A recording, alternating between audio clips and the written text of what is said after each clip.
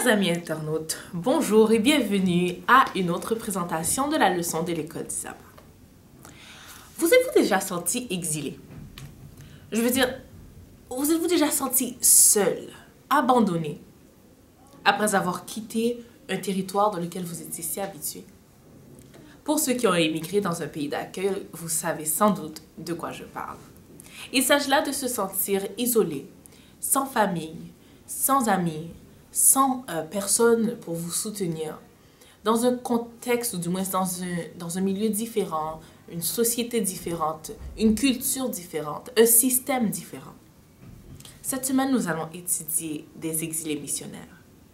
Ce sont des gens qui ont quitté leur pays, qui ont quitté leur zone de confort, pas parce qu'ils le voulaient, mais pour des situations contraignantes.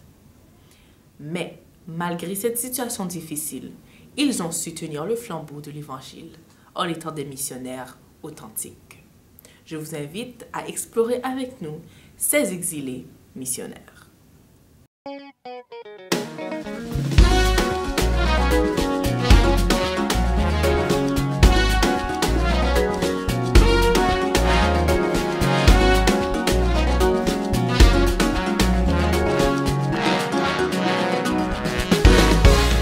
Bonjour ma suspend chanter, voix m'arrêter sans pas chanter, mais accent qui dans la gloire yo, non moins pas content pour mêler. Chers amis internautes, cette semaine nous étudions la leçon 5 qui a pour titre des exilés missionnaires.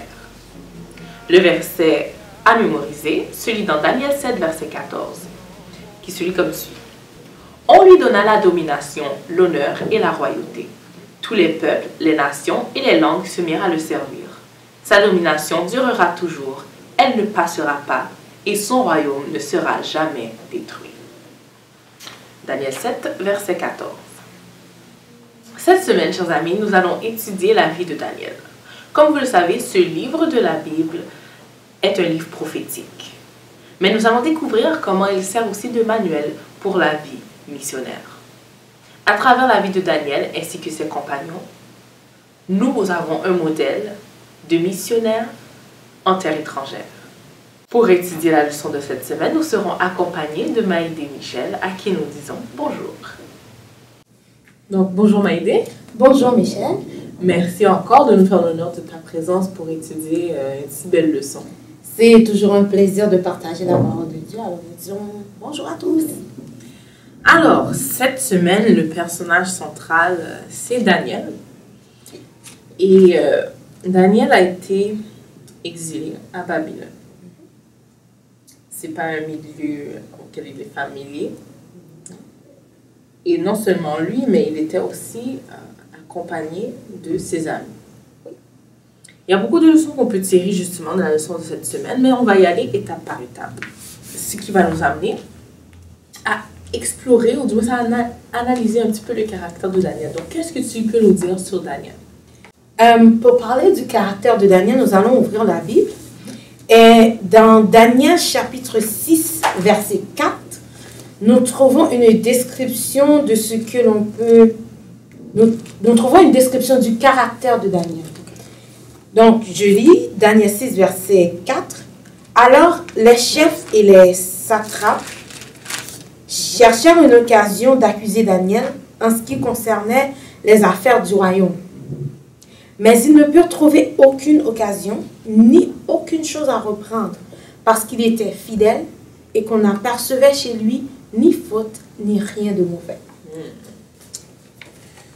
Alors là, on voit l'intégrité du caractère de Daniel. Oui.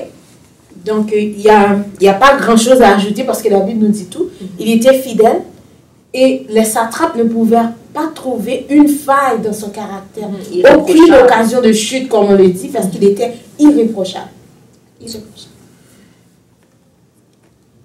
Donc, Daniel était un être irréprochable, fidèle, sur une terre étrangère. Okay? Et juste pour faire une petite récapitulation, Daniel, qui son nom signifie « Dieu est mon juge ». Donc, Daniel devait amener avec lui son Dieu sur cette terre étrangère comme son juge. Et à travers le passage qu'on voit le jugement de Dieu, c'est qu'il a trouvé aux yeux de Daniel une fidélité, un caractère exemplaire. Maintenant, j'aimerais qu'on s'arrête un petit peu sur ces caractéristiques-là en tant que missionnaire. Pourquoi c'est important d'être fidèle? Pourquoi c'est important d'être irréprochable? Pourquoi c'est important que les gens autour de nous rendent un bon témoignage de nous? Mais c'est parce que justement, comme tu l'as dit tantôt, il y a une citation qui dit que nous sommes une lettre ouverte de Dieu. Donc par conséquent, nous sommes appelés à représenter en toutes choses Dieu. Donc, oui, justement, donc dans le moins petit détail de notre vie, dans les moins petits détails de notre vie, nous sommes appelés à représenter ce Dieu-là et l'amener avec nous là où est-ce que nous passons. Donc, de la même manière que Daniel l'a fait, nous aussi, nous devons avoir ce caractère irréprochable parce que c'est ce que Dieu attend de nous. C'est ce que Dieu veut que nous fassions. Puis il y a même cet auteur qui est allé aussi loin que l'apôtre Paul pour dire que nous serons peut-être la seule Bible que certains liront. Donc ça veut dire quand on lit, est-ce qu'on voit Dieu à travers nous? Est-ce qu'on voit quelqu'un qui est instable? Est-ce qu'on voit quelqu'un qui est un caméléon, donc qui dépendamment du milieu dans lequel il se trouve, il s'adapte? Ou est-ce qu'on est vraiment des gens fidèles, intègres, des vrais ambassadeurs partout où on va?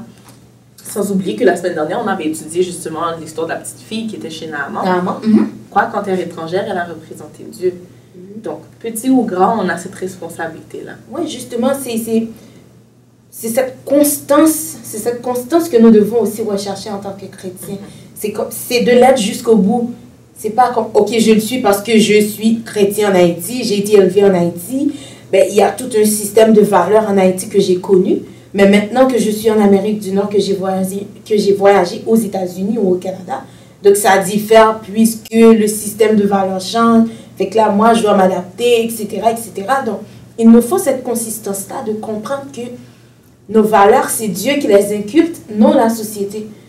Donc, cette consistance en tant que missionnaire, en tant que porte-parole de Dieu, doit nous suivre partout, ça doit devenir une manière de vivre pour nous. Voilà. Et du moment qu'on accepte Christ dans notre vie, on est appelé chrétien. Et chrétien signifie qu'on suit Christ. Donc, on est des disciples de Christ, on le représente.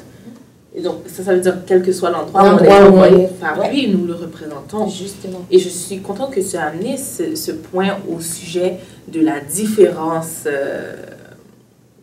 de mentalité lorsqu'on change de pays. Donc, de l'Amérique du Nord à l'Amérique centrale, donc disons en Haïti, les choses se faisaient différemment, mais est-ce que ça veut pour autant dire quand on déménage dans l'Amérique du Nord qu'il faut qu'on change en tant que chrétien? Non. Et je me demande même comment est-ce que Dieu se sent par rapport aux excuses que nous donnons pour ne pas évangéliser. Nous en avons plein. Donc, donne-moi des exemples d'excuses. Je pense que l'excuse la plus courante, c'est « Oh, en Amérique du Nord, les gens sont hostiles à l'évangile. Ils ne sont pas chaleureux.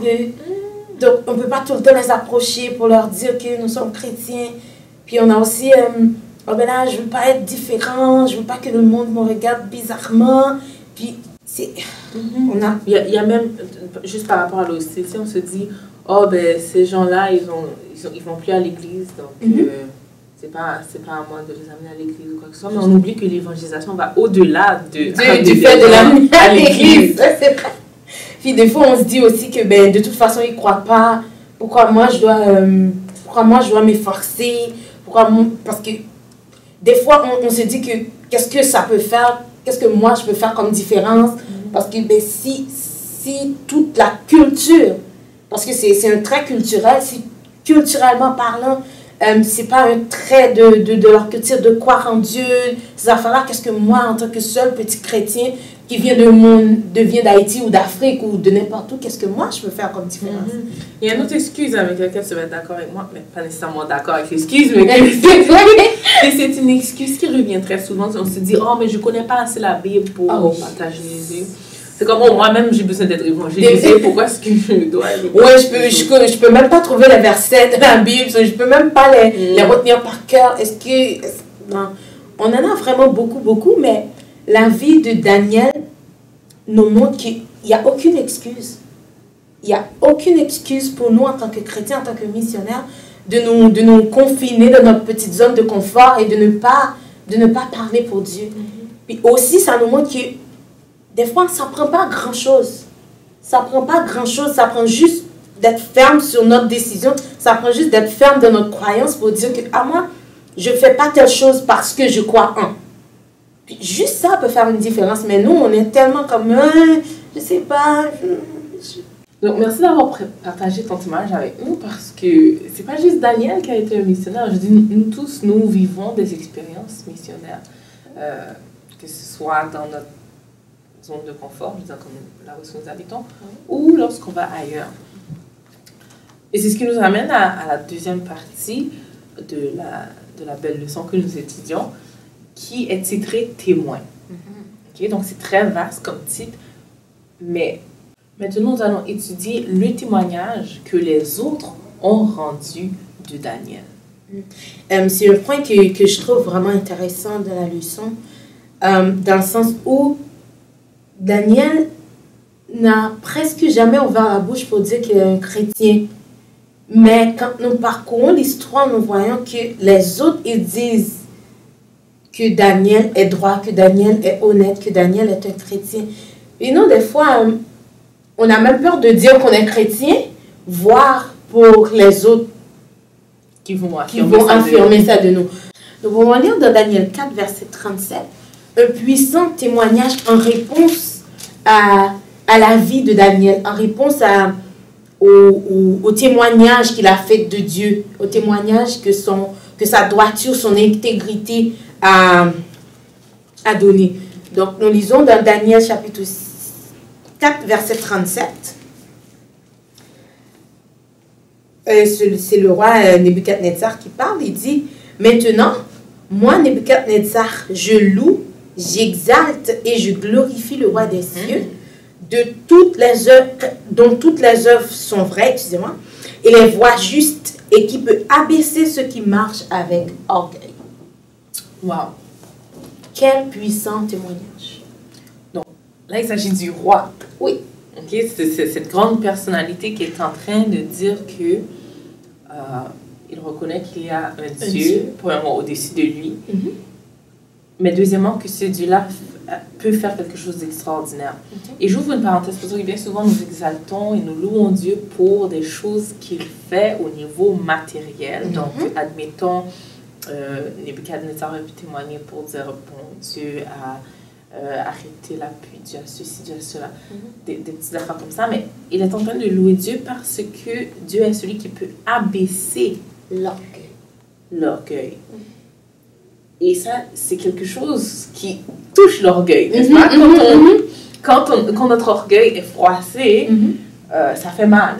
Mais voici que Nebuchadnezzar est capable de témoigner pour dire que le Dieu de Daniel, donc le Dieu que Daniel sert, est capable de faire ça. Et j'ai appris à être humble à cause de son intervention dans ma vie. Ben oui. C'est de voir le cheminement de Nebuchadnezzar, de passer à celui qui croyait que je suis le roi, je suis au-dessus de tout, que je mérite d'être adoré, et d'arriver à dire que je loue et j'exalte Dieu qui est au-dessus de toute chose et qui peut abaisser un homme comme moi au niveau de croire qu'il y a quelque chose au-dessus de moi.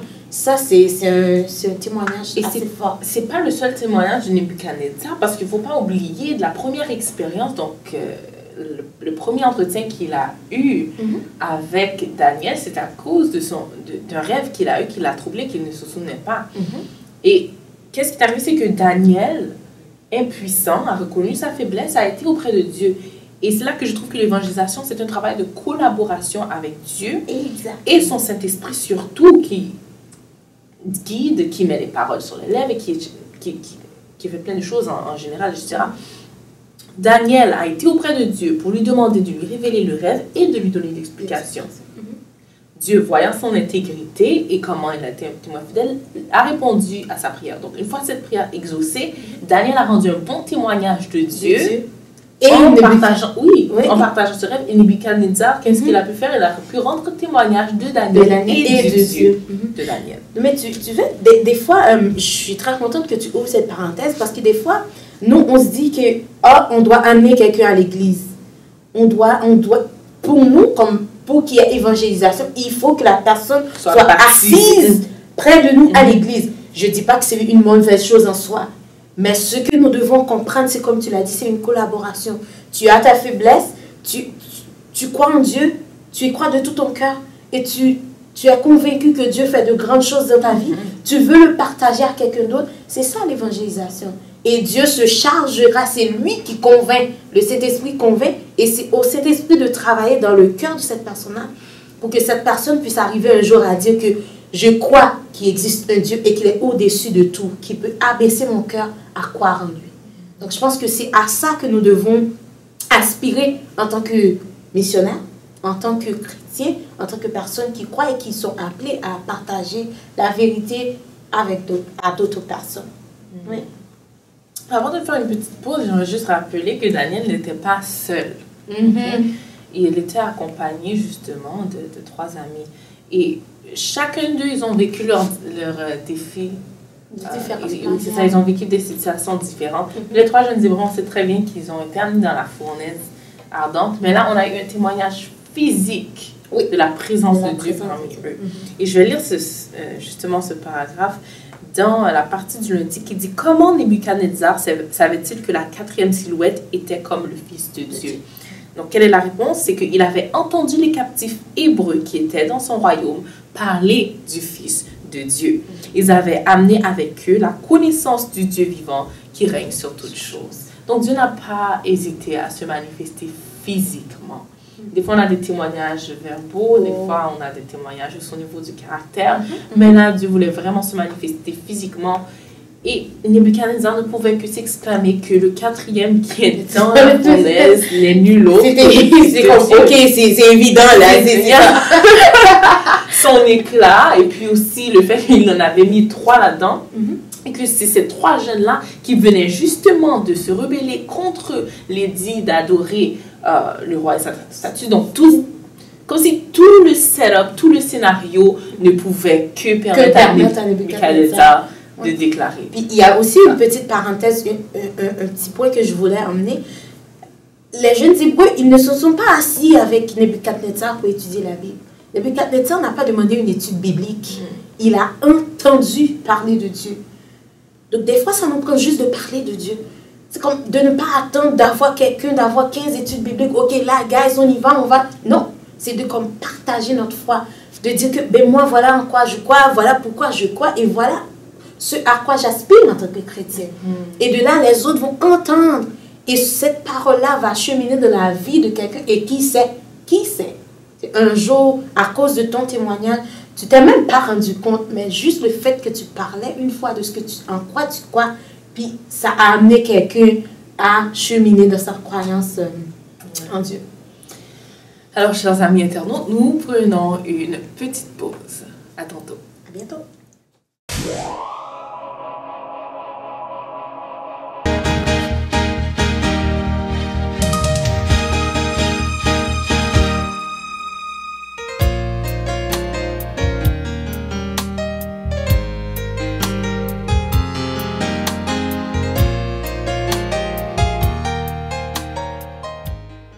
Salut les amis, bienvenue encore une fois à notre capsule d'amour et d'amitié.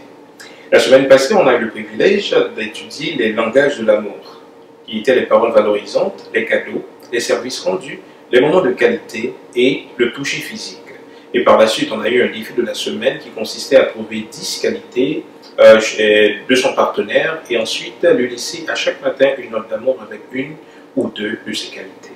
Cette semaine, nous allons approfondir notre débat sur la vie en couple. Nous allons voir l'amour et le respect.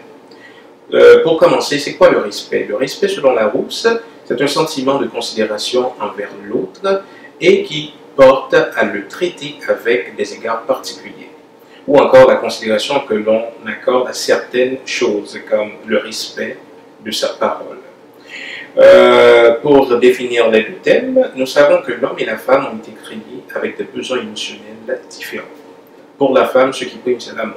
Lorsque nous parlons de l'amour, nous parlons des marques d'attention, nous parlons de la compréhension et nous parlons de l'écoute. Et l'homme, lui, a été créé avec le respect.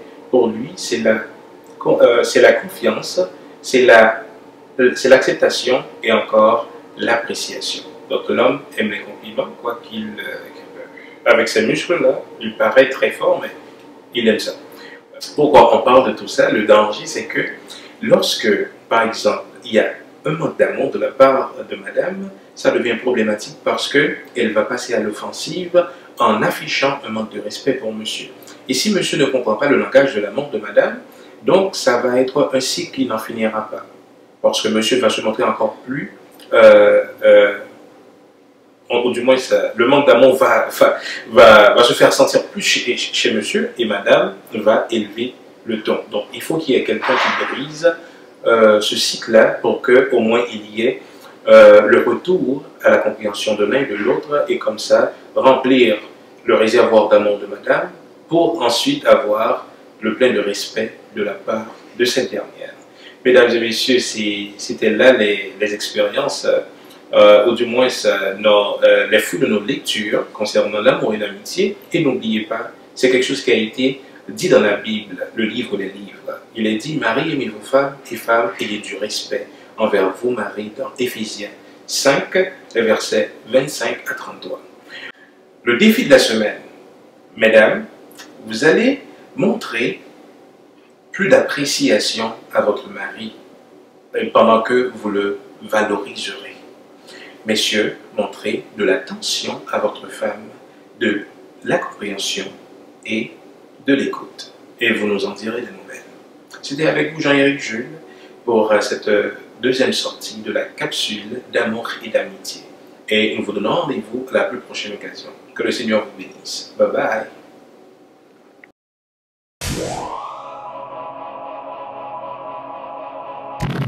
Alors, nous sommes de retour. Continuons notre exploration de la vie de Daniel. Alors maintenant, pour la partie du mardi, on voit que Daniel est en Perse.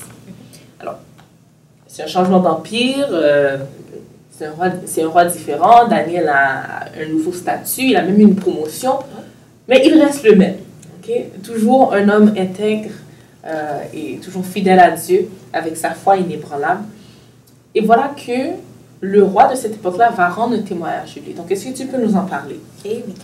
Après l'épisode de la fosse au lion, après que Daniel a été condamné à être jeté dans la fosse au lion, et après l'intervention miraculeuse de Dieu, comme quoi Dieu, il récompense toujours ses enfants qui sont fidèles. Donc, le roi Darius a eu à faire cette déclaration que nous trouvons dans Daniel 6, versets 26 et 28, que nous lisons dans le questionnaire.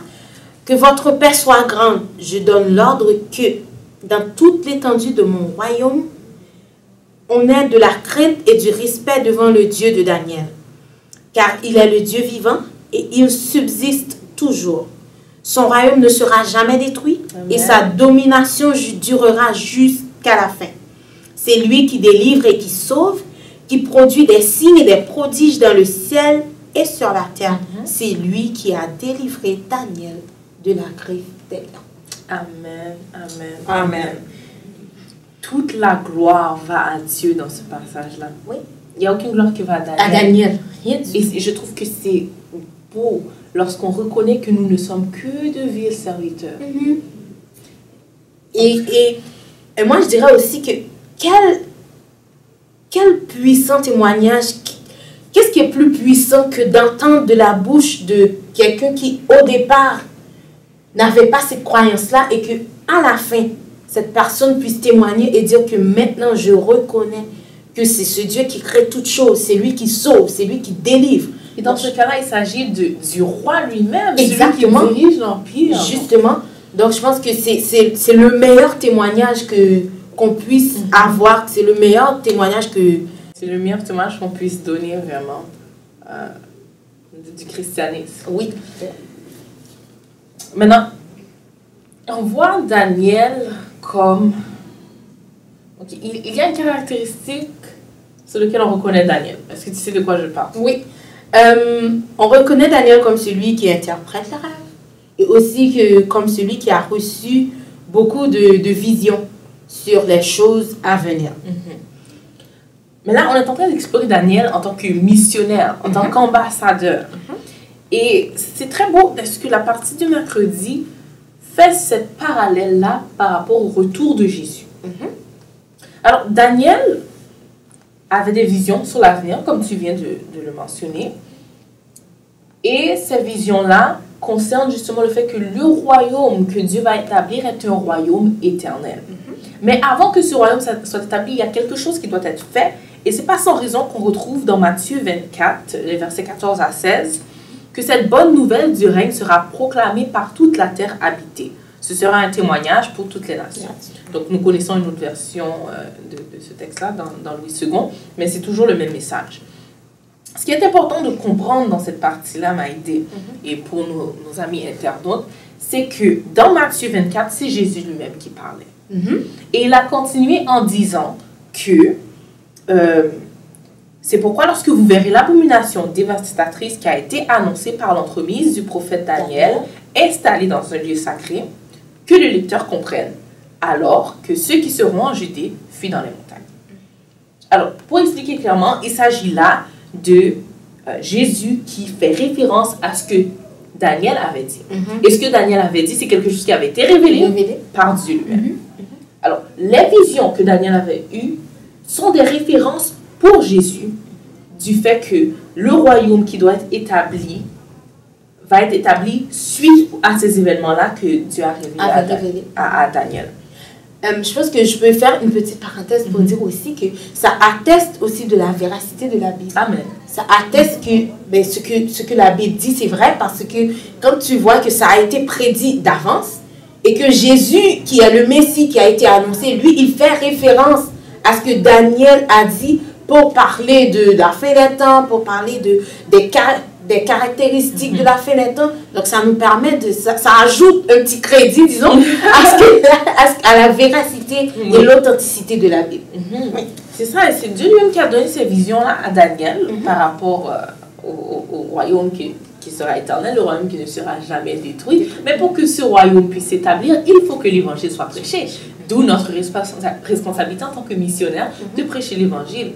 Et c'est pour ça que dans Matthieu 24, c'est clair, ça dit, la bonne nouvelle du royaume sera prêchée dans le monde entier pour servir de témoignage. Alors viendra la fin. Et cette fin-là, c'est quoi?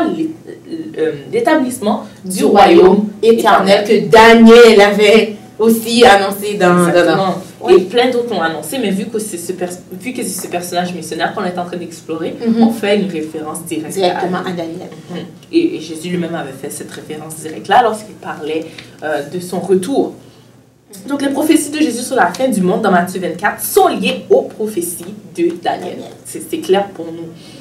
Et on parle de l'horreur dévastatrice, qui est un sujet quand même assez complexe, mais qui doit nous interpeller en tant qu'adventistes du 7e jour. Parce que ce n'est pas sans raison que Daniel a vu que des choses terribles allaient se passer avant justement que Jésus revienne. Parce que l'ennemi va se dresser contre les enfants de Dieu. L'ennemi va se dresser contre le royaume que Dieu veut établir. Et toutes ces choses-là doivent arriver. Mais nous, qu'est-ce que Dieu nous dit? De ne pas avoir peur. De continuer à être des missionnaires. De continuer à être des ambassadeurs. Parce qu'il y a d'autres gens qui doivent rentrer dans la bergerie, n'est-ce pas? Oui, c'est ça. Donc c'est très beau de voir comment Dieu nous utilise pour parler de son royaume, pour parler de son retour, pour parler surtout de son amour. Mais c'est justement par amour que Dieu fait provision pour ses enfants. À chaque étape de l'histoire du monde, Dieu nous accompagne par sa parole. On nous dit, ben voilà ce qui va se passer ensuite. Alors nous devons non seulement nous préparer à ça, mais aussi aider les autres aussi à comprendre que voilà, il y a quelque chose qui va se passer et ils doivent le plus vite que possible se rallier à la cause de Dieu. Amen. Alors moi, j'invite les amis internautes à relire le livre de Daniel, mais sous un nouvel angle. Et c'est cet angle, cette perspective missionnaire, en tant qu'ambassadeur. Et vous allez voir qu'il n'y a pas juste des prophéties, on ne fait pas juste allusion à des animaux féroces, à des symboles par rapport au retour de Jésus, mais que Daniel a été un instrument important dans l'évangélisation, dans la proclamation de l'évangile, parce qu'il s'était laissé guider par le Saint-Esprit et parce qu'il avait compris que quel que soit l'endroit où il est, il pouvait représenter Dieu. Donc nous allons prendre une petite pause. À tantôt.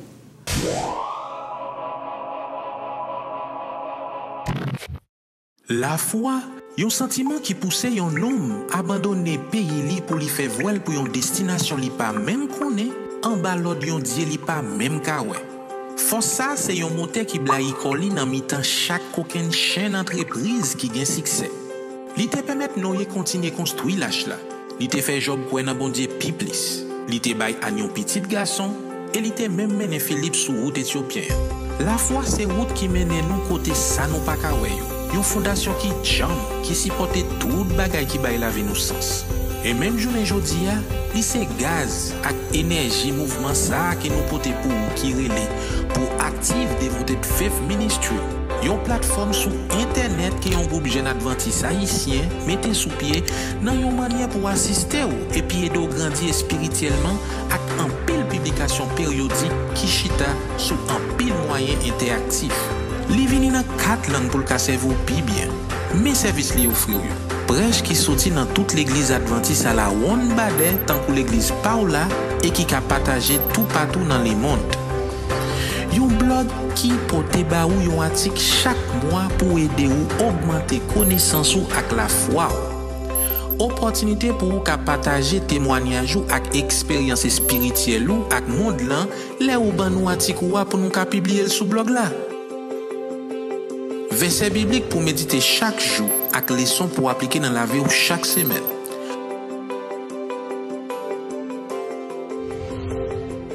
En pile outils et la trier avec matériel essentiel dans le développement de la vie chrétien cap kembel sous des pieds militaires concernant concept doctrine. Tant pris, pas perdre du temps. Visitez-nous dans www.pdfministry.org. Et puis, on nous grandit ensemble dans la foi. Parce que sans lui-même, il est impossible pour nous faire bon Dieu plaisir.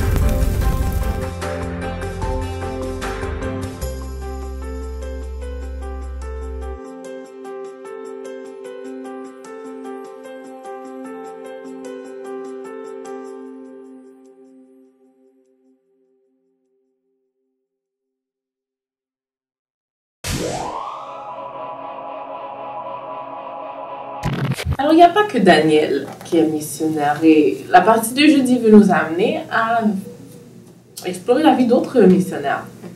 Donc, Daniel, il était à Babylone. On a Moïse ainsi que Joseph qui étaient en Égypte. On a Néhémie qui était à Babylone et on a Esther qui était en Perse. Et chacun d'eux, ils étaient dans un contexte différent. Donc, culture différente, contexte spirituel différent. Mais ils avaient tous le même mandat qui était de représenter Christ. Mais une phrase qui a marqué mon attention dans la partie du jeudi, c'est le fait que leur témoignage durant leur exil comprenait à la fois une présence passive et une proclamation active. Donc, qu'est-ce que tu peux nous en dire, Maïdé? Par présence passive, nous pouvons comprendre, comme Jésus, quand il a été arrêté, il a été oué de coups, il a été accusé faussement, mais il n'a point ouvert la bouche. Comme Jésus, certains de ces missionnaires ont été dans des situations très très difficiles, mais ils n'ont point ouvert la bouche pour résister. Donc, il n'a jamais eu il n'avait aucun orgueil, il n'avait aucun besoin pour eux de faire valoir leur intelligence devant les autres, de faire valoir leur connaissance, mais c'était tout pour la gloire de Dieu. Quand il a fallu pour eux de proclamer leur croyance, leur foi en Dieu, là on a vu qu'ils ont pris la parole, qu'ils ont parlé comme les 3 jeunes Hébreux de la force au lion. Ils l'ont fait publiquement pour dire au monde, non pas Daniel dans la force au lion, puis les 3 jeunes Hébreux de la fournaise ardente. Ils ont ouvert la bouche non pas pour dire aux gens que, oh ben oui, nous sommes supérieurs, nous avons toutes les connaissances du monde, mais pour dire aux gens que nous croyons en Dieu. Et à cause de ces croyances-là, nous sommes prêts à mourir pour ça. Et je pense que c'est ça que Dieu attend de nous en tant que missionnaires. Qu'il n'y ait en nous aucun orgueil, aucun désir de paraître, aucun désir de montrer ce que nous savons, ce que nous pouvons faire. Mais c'est ce besoin de parler de Dieu qui doit nous porter à ouvrir la bouche à chaque fois. Voilà. Et je pense que, comme tu l'as dit, c'est une phrase vraiment qu'on devrait souligner et la prendre dans notre vie. C'est vraiment la présence passive, mais la proclamation active. Voilà. Et puis cette semaine, on a un tableau comparatif de 2 missionnaires, donc de sexes différents, dans un contexte différent, une culture différente, mais qu'est-ce qu'on peut nous dire, du moins, qu'est-ce qu'on nous dit d'Esther et de Daniel? Premièrement, Esther, elle n'a pas été identifiée comme juive, mais Daniel, lui, il a été identifié comme juif. Et deuxièmement, Esther, elle a gardé sa religion pour elle-même. Alors que Daniel, lui, il a proclamé, il a fait connaître ses convictions. Oui, publiquement. Mais le point important, le point intéressant, c'est le point 3, c'est que Dieu a protégé Esther tout comme il a protégé Daniel. Il a protégé la famille d'Esther et il a protégé aussi les amis de Daniel. Et aussi, les deux ont été appelés à témoigner dans les hautes sphères. Voilà. Pour sauver la vie de leurs amis ou pour sauver la vie d'autres personnes. Et les deux aussi ont contribué en premier lieu pour Esther à établir la liberté religieuse. Et aussi Daniel, lui, il a contribué à ce que le roi Cyrus permette aux exilés de rebâtir le temple, de reconstruire, disons, le temple de Jérusalem. C'est des missionnaires efficaces. Eh bien oui. Et ça nous permet de comprendre que peu importe la situation, peu importe le lieu où est-ce que nous nous trouvons en tant que missionnaires, il n'y a aucune excuse. C'est comme si on devait tout oublier de la leçon de cette semaine. Je pense que nous devons retenir qu'il n'y a aucune excuse pour que nous, en tant que missionnaires, nous fassions silence. Franchement, c'est vrai. Et puis on a là le témoignage de Joseph qui, lui, était dans la maison de Potiphar. Face à la tentation, qu'est-ce qu'il a dit? Comment ferais-je? Comment ferais-je un si grand mal et pécherais-je contre mon Dieu? Et moi, ce qui me marque, c'est qu'il dit comment? C'est comme, il n'y a pas de situation bonne pour que il n'y a aucun moyen. C'est ça. Il n'y a aucun moyen que je fasse ça. Comment est-ce que je ferais ça? Pourquoi est-ce que je ferais ça? Il n'y a aucun contexte qui m'autoriserait à ne pas représenter Christ. Que je sois chez moi, que je ne sois pas chez moi, je dois représenter Christ quand même. Et cette conviction que Joseph a, c'est la conviction que Dieu veut que chacun d'entre nous ayons, chers internautes. Que nous soyons en mesure d'être des lumières pour Christ et que dans notre façon d'agir, nous ne trouvons jamais d'excuses pour ne pas parler de Jésus, pour ne pas représenter Jésus par nos actions, nos pensées, nos paroles, parce que c'est ça qu'on a, n'est-ce pas? Et c'est ce passage-là qu'on vient de lire tout à l'heure sur le fait d'être une présence passive, mais aussi une proclamation active. C'est que Joseph était mis en prison. Il n'a pas ouvert la bouche, mais sa façon d'agir, donc son respect pour les gardiens, tout ça, donc dans son caractère pacifique, il a témoigné au point où les autres prisonniers ont été le voir. Même les gardiens sont comme, ok, il y a quelque chose de spécial par rapport à lui. Mais là, quand il a été mis devant pour pouvoir parler, donc là, on a l'aspect de proclamation active où il a pu rendre un témoignage verbal. Donc ça, c'est les autres exilés missionnaires qu'on a dans la Bible qui nous servent d'exemple. Et j'aimerais beaucoup que, chers internautes, vous puissiez réfléchir aux moyens que vous pouvez témoigner de la grandeur de Dieu, que vous pouvez témoigner de l'amour de Dieu, que vous pouvez témoigner du retour de Jésus dans les différentes sphères dans lesquelles nous nous trouvons. Donc, commençons par la famille, donc, dans notre noyau familial. N'oubliez pas l'exemple de la petite fille qui était chez la maman. Elle était missionnaire dans la maison où elle était. Donc, nous aussi, dans la maison où nous sommes appelés missionnaires. Ensuite, ça s'étend dans le voisinage pour ensuite aller dans notre communauté religieuse, à l'église. Et nous devons aussi être des modèles auprès de nos collègues de travail ou pour ceux qui étudient dans le milieu académique, universitaire ou collégial, quel que soit l'endroit où on est, que vraiment on puisse garder à cœur que je suis chrétien, je me dois de représenter Christ sous toutes les formes, de toutes les façons possibles. Et c'est très important parce que dans l'époque où on est en train de vivre en ce moment, c'est soit on est ça, soit on est ça. Il n'y a jamais eu de zone grise. Non. Quand ça vient à l'évangélisation, il n'y a pas de zone grise. Il n'y a jamais eu de zone grise. Donc, pour aller plus loin, et pour conclure, qu'est-ce qu'on peut dire? Je pense qu'on peut souligner, on peut attirer votre attention sur la citation de la partie du vendredi, des multitudes seront choisies pour exercer un ministère plus vaste. Des 4 coins de ce monde qui est le nôtre, se fait entendre l'appel des cœurs blessés par le péché qui demandent à connaître le Dieu d'amour. C'est à nous qui avons reçu cette connaissance, c'est à nos enfants à qui nous pouvons la communiquer qu'il appartient de leur répondre. À chaque famille, à chaque école, à tous les parents, maîtres et enfants sur qui a brillé la lumière de l'Évangile, se pose maintenant la question qui fut adressée à la reine Esther à un moment critique de l'histoire du peuple d'Israël. Qui sait si ce n'est pas pour un temps comme celui-ci que tu es parvenu à la royauté. Amen. Amen. Il s'est dit ici que nous devons faire connaître le Dieu d'amour. Et il y a ce chant qu'on chante, je ne sais même pas si on prête attention aux paroles, ça dit c'est nous qui savons jusqu'où va ton amour. Ouais. Et puis la chanson continue en disant tu fais pour tes enfants des choses magnifiques. Oui. Nous bénirons ton Saint-Nom chaque jour. Mais c'est nous qui savons jusqu'où va l'amour de Dieu. C'est nous qui devons partager ça avec les autres.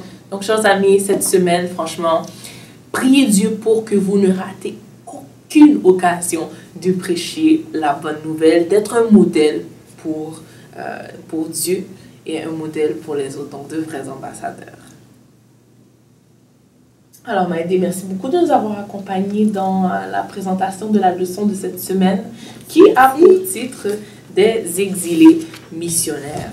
Alors, que vous soyez dans votre pays natal ou que vous soyez dans un pays d'accueil, chers amis, cette semaine, le défi reste le même. Il n'y a pas d'excuse. Donc, que nous puissions être des missionnaires. Et je pense que nous pouvons proposer une prière de la semaine à nos chers amis internautes que vous pouvez répéter avec nous.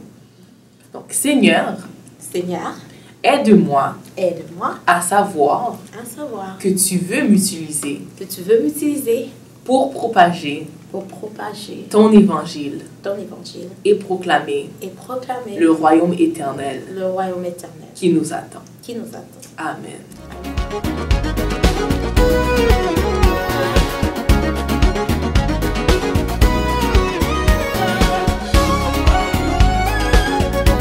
Le monde se parle à caille moi.